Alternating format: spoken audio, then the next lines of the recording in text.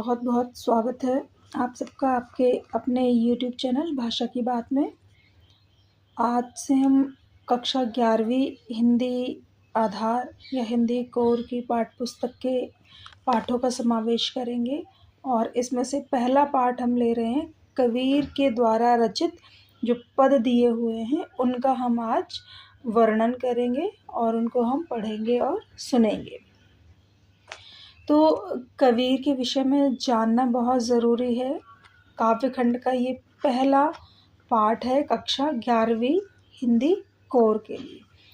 तो यहाँ क्या है कि मैं कहता हूँ आँखन देखी, तू कहता कागद की लेखी। तो कबीर बाणी कॉमा डला हुआ है हज़ारी प्रसाद द्विवेदी, मतलब कबीर के ऊपर रिसर्च जो किया है हज़ारी प्रसाद द्विवेदी ने किया और उनकी वाणी में से एक वाणी मतलब उनका जो बोल है उसमें से एक कवित्व यहाँ पे लिख दिया। अब कबीर का जन्म सन 1398 वाराणसी के पास लहरतारा उत्तर प्रदेश में माना जाता है। प्रमुख रचनाएं इनकी बीजक जिसमें साखी सबद एवं रामायणी संकलित हैं और साखी और सबद तो आए दिन हम पढ़ते और सुनते रहते हैं। मृत्यु सन 1518 में बस्ती के निकट मगहर में हुई थी इनकी मृत्यु। कबीर भक्ति काल की निर्गुण धारा ज्ञानश्री शाखा के प्रतिनिधि कवि हैं। वे अपनी बात को साफ एवं दो टूक शब्दों में प्रभावी ढंग से कह देने के हिमायती थे। बन पड़े तो सीधे सीधे, नहीं तो दरेरा दे करके, मतलब सीधे सीधे नहीं तो दरेरा मतलब क्या है, बुरा लगे तो लग जाए, अपनी बात कहनी है। इसलिए कबीर को हज़ारी प्रसाद द्विवेदी ने वाणी का डिक्टेटर कहा। कबीर के जीवन के बारे में अनेक किंवदंतियां प्रचलित हैं।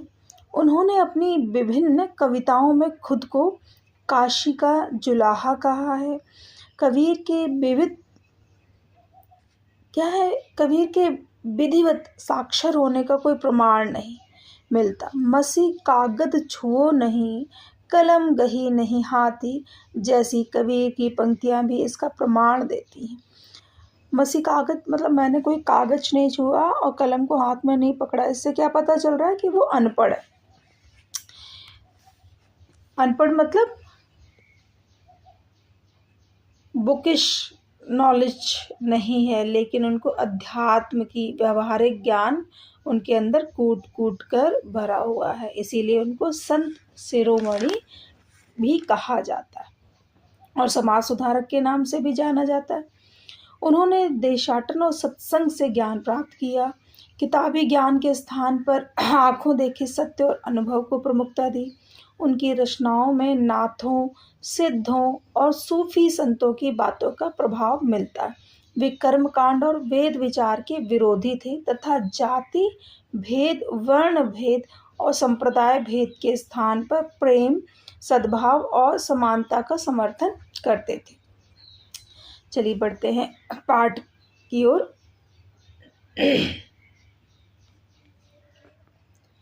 पाठ में क्या है, जो यहाँ पे 3 पद दिए हुए हैं उनका हम वर्णन करेंगे। यहाँ प्रस्तुत पहले पद में कबीर ने परमात्मा को सृष्टि के कण कण में देखा है, ज्योति रूप में स्वीकारा है तथा उसकी व्याप्ति चराचर संसार में दिखाई है। इसी व्याप्ति को अद्वैत सत्ता के रूप में देखते हुए विभिन्न उदाहरणों के द्वारा रचनात्मक अभिव्यक्ति दिए। दूसरे पद में कबीर ने बाह्य आडंबरों पर प्रहार किया है, साथ ही यह भी बताया है कि अधिकांश लोग अपने भीतर की ताकत को न पहचान कर अनजाने में अवास्तविक संसार से रिश्ता बना बैठते हैं और सांसारिक संसार से बेखबर रहते हैं और वास्तविक संसार से बेखबर रहते हैं। दोनों पद जयदेव सिंह और वासुदेव सिंह द्वारा संकलित संपादित कबीर वाडम में खंड 2 सवद से लिए गए। अब पढ़ते हैं पाठ की ओर। पाठ क्या कहता है, देखिए यहाँ पे आपको पद दिखाई दे रहे होंगे। पहला पद है, हम तो एक एक कर जाना दोई कहें तीनहि कहो, दो जग जिन नाहिन पहिचाना। एक है पवन एक ही पानी, एक है ज्योति समाना। एक है खाक गड़े सब भांडे, एक है कोरा साना। जैसे बाढ़ी काष्ठ ही काटे, अग्नि न काटे कोई। सब घटी अंतर तो ही व्यापक धरे स्वरूपे सोई। माया देख के जगत लुभाना, काहे रे नरगर बाना। निर्भय भया कछु नहीं व्यापे, कहे कबीर दीवाना। कबीर अपने आप को किस प्रकार से संबोधित कर रहे हैं कि वो तो दीवानों की तरह। कह रहे हम तो एक एक कर जाना। कह रहे मैंने जब भी जाना परमात्मा को एक ही जाना है, ईश्वर को एक ही जाना, चाहे वो खुदा हो, चाहे वो राम हो, कृष्ण हो, वाहेगुरु हो, जीसस क्राइस्ट हो, पैगंबर हो। कह रहे अनेक नामों से नहीं, मैंने सिर्फ उसको जब भी जाना एक जाना। क्यों? परमात्मा एक है जो परम आत्मा के रूप में है। दोई कहे तीन ही को, दो जग जिन नाही पहचाना। कह रहे जो उस परमात्मा को दो कहते हैं कि परमात्मा दो हैं, तीन है, दो जग कहते हैं नरक। कह रहे कि वो नरक के भागीदारी हैं। क्यों? क्योंकि उन्होंने परमात्मा को, परम तत्व को पहचाना ही नहीं। कैसे? उन्होंने उसके लिए उदाहरण दे दिया कि कैसे परमात्मा है। कह रहे एक है पवन एक है पानी। कह रहे पवन हवा जो है वो एक ही है, पानी भी एक ही है, एक ही ज्योत समाना। ज्योत समाना मतलब सब जीव आत्माओं में, चाहे वो इंसेक्ट हो, चाहे एनिमल हो और ह्यूमन तो है ही, सब में एक ही प्रकाश, ज्योति स्वरूप आत्मा का प्रकाश फैला हुआ है। वो तो दो नहीं है। कह रहे एक ही खाक गड़े सब भांडे, एक ही कोहरा साना। मतलब कोहरा मतलब क्या है? मिट्टी। कह रहे परमात्मा ने, भांडे कहते हैं बर्तन को, परमात्मा ने जब रचना की, इंसान की रचना की, तो एक ही प्रकार की मिट्टी से, एक ही प्रकार के ढांचे में उसको ढाल करके हमें भेजा है। बाहरी तौर पर, बाह्य तौर पर हम भले ही अपने माता पिता या किसी की तरह भी दिख सकते हैं, लेकिन आंतरिक तौर पर परमात्मा ने सबको एक ही प्रकार से बनाया है। क्यों? इसका मतलब क्या हो गया? खाक। क्या खाक मतलब क्या होता है? देखिए यहाँ खाक दिया हुआ, खाक शब्द का मतलब क्या हुआ? यहाँ पे मिट्टी। ठीक है, मिट्टी। गढ़े सब भांडे, भांडे शब्द का मतलब होता है बर्तन। गढ़े मतलब बनाना। कोहरा, कोहरा मतलब होता है कुम्हार या कुंभकार। कह रहे जिस प्रकार से मिट्टी बनाने वाले जो लोग होते हैं, जिनको हम कुम्हार कहते हैं, वो एक ही प्रकार की मिट्टी को सानते हैं, मतलब बनाते हैं, उसके बाद अलग अलग तरीके के ढांचे बना देते हैं। तो ठीक उसी प्रकार से परमात्मा ने हमें एक ही स्वरूप में आंतरिक तौर पर बनाया है।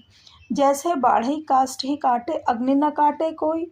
अब यहाँ बाढ़ी मतलब क्या होगी? बढ़ई। बढ़ई, बढ़ई मतलब होता है जो कारपेंटर आप होते हैं ना, बाढ़ी मतलब कारपेंटर। तो कह रहे एक ही का, जैसे बाढ़ी काष्ठ, काष्ठ कहते हैं लकड़ी को। कह रहे एक ही जैसे बाढ़े काष्ठ ही काटे, अग्नि न काटे कोई। कह रहे जिस प्रकार से ठोस पदार्थ को बढ़ई काट देता है, लकड़ी को ठोस कहा गया, लेकिन अग्नि मतलब आग को कोई भी काट नहीं सकता, चाहे जितनी बड़ी तलवार ले लो। सब घटी अंतर तो ही व्यापक धरे स्वरूपे सोई। कह रहे परमात्मा सब घट मतलब आत्मा, सब शरीरों में, सब शरीरों की में आत्मा स्वरूप आप ही विराजमान हो। माया देख के जगत लुभाना, काहे रे नर गरवाना। ये संसार के लोग माया मतलब धन दौलत को देखकर अपने ऊपर घमंड करते हैं, दूसरों को फिर वो को समझते नहीं। कह रहे हे मनुष्य, इसमें किस गर्व की बात है? गर्व तुम क्यों करते हो? निर्भय भया कछु नहीं व्यापे, कहे कबीर दीवाना। कबीरदास जी कहते हैं मैं तो निर्भय होकर के सब जगह विचरता हूँ, मुझे किसी भी प्रकार का डर नहीं। क्यों? क्योंकि मुझे किसी भी प्रकार की मोह माया से कोई मतलब नहीं। दूसरा पद है संतो देखत जग बौराना, साच कहे तो मारन धावे, झूठे जग पतियाना। संतो देख जग बौराना, संतो देख जग बौराना का मतलब यहाँ पे क्या है कि आजकल क्या प्राचीन समय से ही लोग अपने ऊपर विश्वास नहीं करते, दूसरा कोई संत साधु अगर कुछ कह दे तो उसके पीछे पागलों की तरह घूमते रहते हैं कि बस दूसरा ही उनके लिए सब कुछ कर देगा। उन्हें अपने ऊपर विश्वास नहीं कि जितना संत के अंदर परमात्मा है उतना ही आम मनुष्य के अंदर भी। साच कहे तो मारंधा वे झूठे जगपतिया ने कह रहे, उसमें अगर कोई सच्चाई, साच मतलब होता है सच्चाई, सच्चाई कहता है तो उसको मारने के लिए दौड़ते हैं। और झूठे जगपतियाना, और झूठे लोगों को जो संसार है उनको फॉलो करता है। नेमी देखा धर्मी देखा प्रात करे स्नान, कह रहे मैंने नियम से चलने वाले लोगों को देखा है, धर्म से चलने वाले लोगों को देखा है, जो प्रातः उठ करके, सुबह उठ करके स्नाना मतलब स्नान करते, नहाते धोते।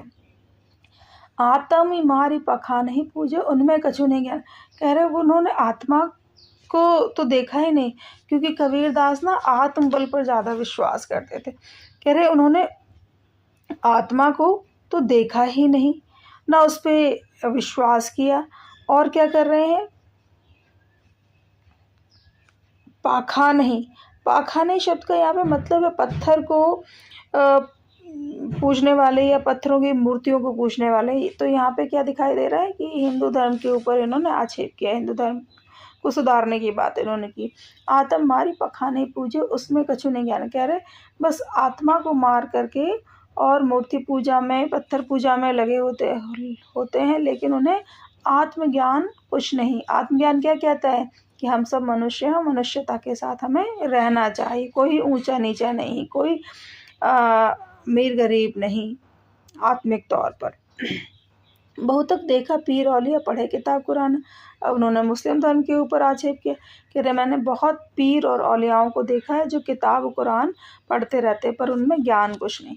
क्या मुरीद तदबीर बतावे, उनमें वही जो ज्ञान, क्या मुरीद तदबीर बतावे, तदबीर बताना मतलब भाग्य को बताना। कह रहे मैंने ऐसे मुरीदों को देखा है जो भाग्य को बताते रहते हैं, लेकिन उनमें वास्तविक ज्ञान तो है ही नहीं, बस ऐसे ही उल झुल।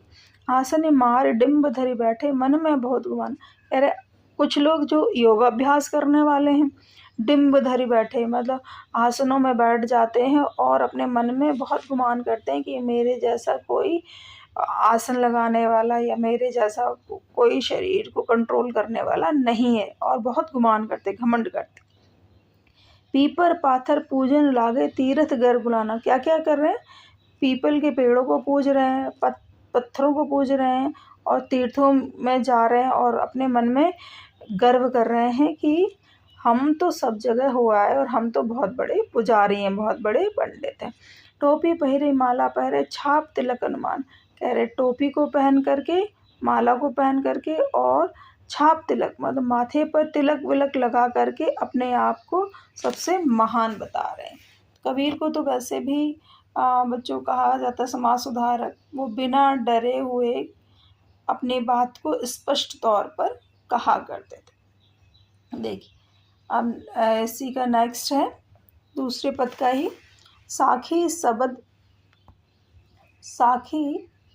साखी शब्द ही गावत भूले आत्म खबर न जाना, कह रहे क्या है, साखी और शब्द को गावत भूले, इनको गाते गाते ये भूल गए, मतलब अपने वक्तव्यों को, अपने विचारों को तो बकवास किए जा रहे हैं, लेकिन खुद की खबर कोई नहीं, अपनी आत्मा की खबर कोई नहीं है। हिंदू कहे मुहि राम प्यारा, तुर्क कहे रहमाना।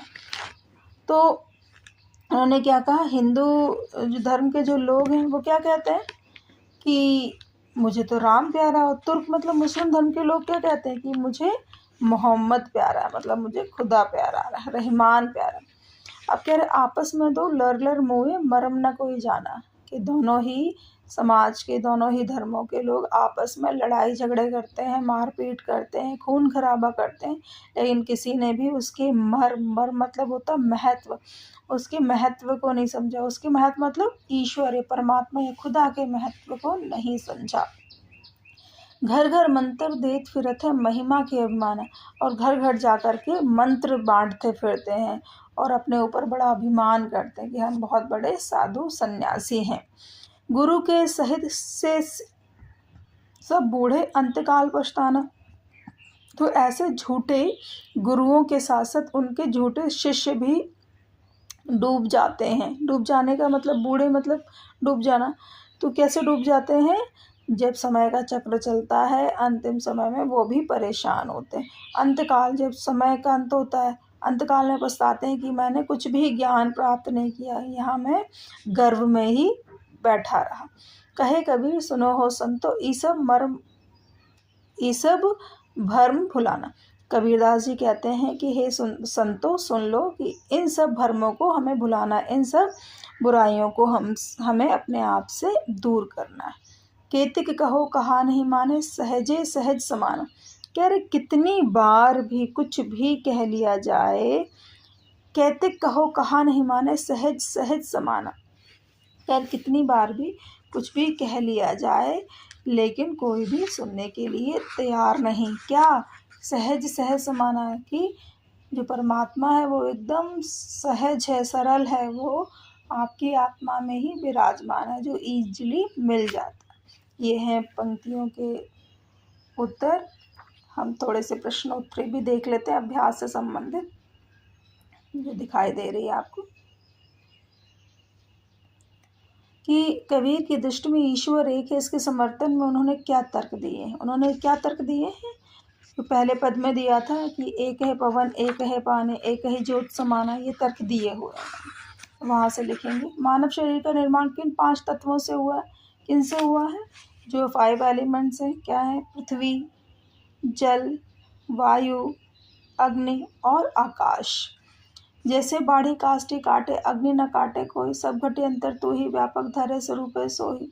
इसके आधार पर बताया कि कबीर की दृष्टि में ईश्वर का क्या स्वरूप है? क्या स्वरूप है? अग्नि की तरह है।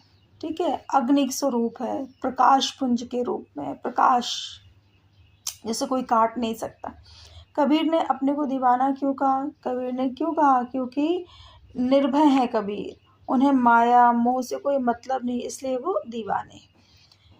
कबीर ने ऐसा क्यों कहा कि संसार बौरा गया है? क्यों कहा? क्योंकि संतों को देख करके, जो बड़े आदमियों को, संतों को देख करके हजारों लाखों जनता उनके पीछे पड़ी रहती है, इसलिए कबीर ने संसार को पागल कहा। कबीर ने नियम और धर्म का पालन करने वाले लोगों की किन कमियों की ओर संकेत किया है? क्या कह रहे कि नेमी देखा धर्मी देखा, प्रात करे स्नान, प्रातः काल उठ जाते हैं, आत्म मारी पखा नहीं पूजे, उनमें कछु नहीं, ज्ञान व्यान तो कुछ है नहीं, बस क्या करते रहते हैं? पूजा पाठ में लगे हुए हैं, दिखावे में लगे हुए हैं। और क्या कहते हैं? बहुत देखा पीर औलिया पढ़े किताब कुरान। कह रहे बहुत सारे पीर औलियाओं को भी देखा है, बढ़िया से किताब कुरान पढ़ते हैं, टोपी वोपी लगा लेते हैं, लेकिन ज्ञान व्यान कुछ नहीं। तो अज्ञानी गुरुओं के शरण में जाने पर शिष्यों की क्या गति होती है? क्या शिष्यों की गति होती है? जिस प्रकार से गुरु अज्ञानी है, उसी प्रकार से शिष्य भी अज्ञानता के चक्कर में पड़ जाता है। बाहरी आडंबरों की अपेक्षा स्वयं को पहचानने की बात किन पंक्तियों में कही गई है? उन्हें अपने शब्दों में लिखिए। अब बाहरी आडंबरों के विषय में कबीर ने क्या कहा है? उन्होंने कहा है कि बाहरी आडंबरों को हमें नहीं देखना है और अपने ऊपर हमें ध्यान लगाना है कि हमारे अंदर ही परमात्मा का निवास है। परमात्मा कहीं बाहर की वस्तु नहीं है, परमात्मा हमारे अंदर ही व्याप्त है। ठीक है, पद के आसपास में अन्य संत कवियों, नानक, दादू, रैदास आदि के ईश्वरी संबंधी विचारों का संग्रह करें और उन पर परिचर्चा करें। ये भी कबीर के ही समकालीन रहे। आई थिंक प्रश्नोत्तरी भी आप लोगों ने देख ली होगी।